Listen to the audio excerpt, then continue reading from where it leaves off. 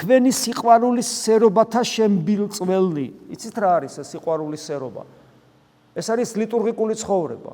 როცა იკრიბებოდნენ ძველი ქრისტიანები, ჯერ ეზიარებოდნენ, მერე ძმურის სუფრა იშლებოდა ესეთი, აი ეს ლიტურგიკული ცხოვრება. ანუ ვიკრიბებით ეკლესიად შეკრება. ანუ წირვა ფაქტობრივად თავარი ქვაკუთხედი და ესენი ბილწავენო თქვენ სიყვარულის სერობას.